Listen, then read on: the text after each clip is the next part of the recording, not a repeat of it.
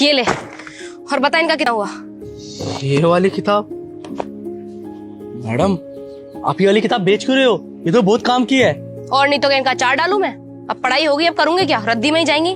Madam ये बहुत महंगी किताबें हैं, ये हर कोई खरीद भी नहीं पाता। आप किसी जरूरतमंद को दे दो, वो पढ़ के ना अपना भविष्य बदल सकता है। क्यों दे दे भाई किसी जरूरतमंद को?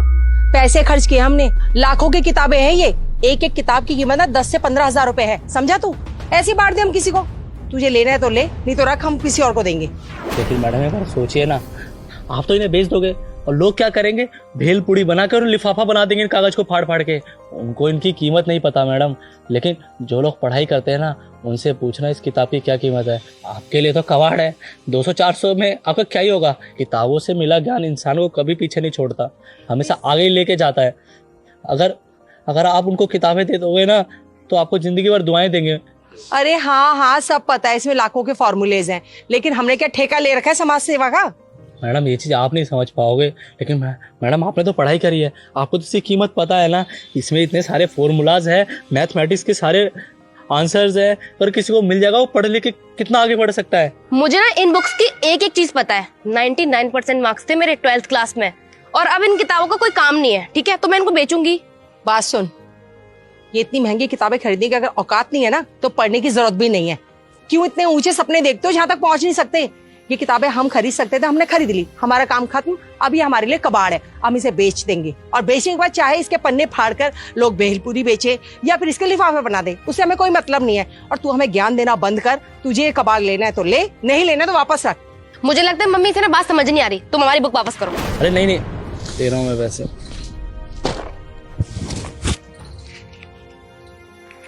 मम्मी सिर्फ 400 रुपए दिए इसने। अरे ठीक है ना बेटा, हमारे लिए तो कबाड़ ही है, ठीक है, ले जा। ये लोग इसकी कीमत नहीं समझ पाएंगे। जिन लोगों के पास ये नहीं है ना, वही समझ सकते हैं।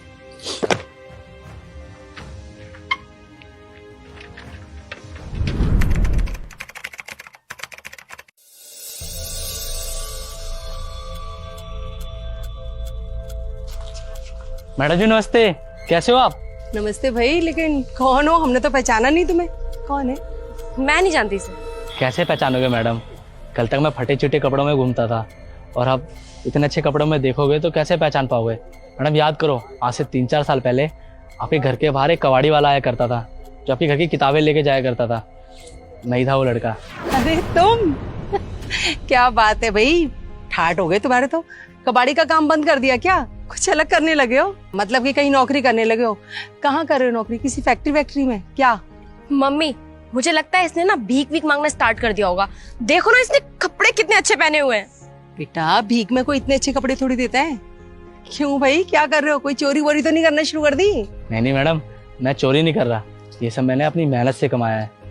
मैं एक बड़ी कंपनी में जॉब करता हूँ। बहुत बड़ी कंपनी में? दुकान को भी ना ये लोग कोई कंपनी समझते हैं। किस दुकान में काम करते हो?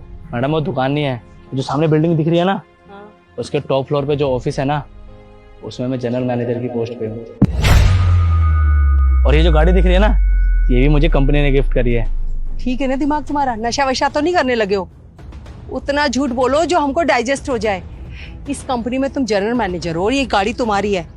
क्या लग रहा है यहाँ लिखा है हमारे हम गधे हैं? हाँ देख, बेवकूफ बनाने के लिए कोई नहीं मिला इसके पूरे दिन में।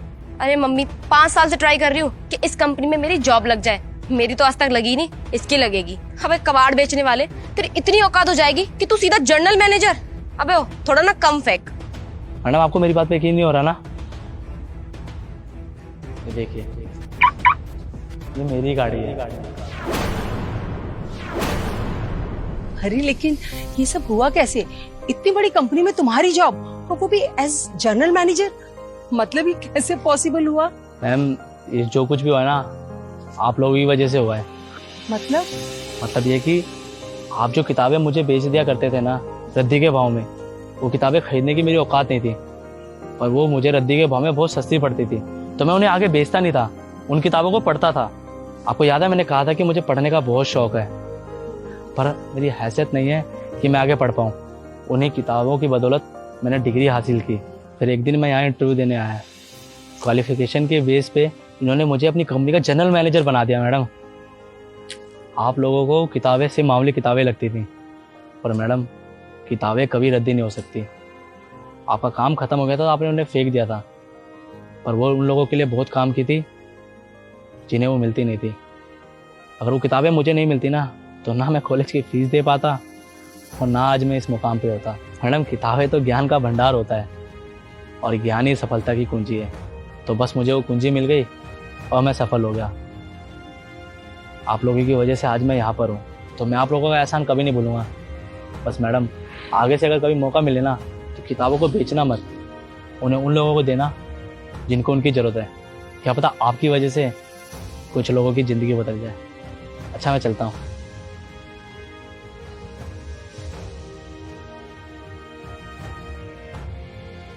मम्मी, मुझे लगता है कि हमने उस दिन इसके साथ अच्छा नहीं किया।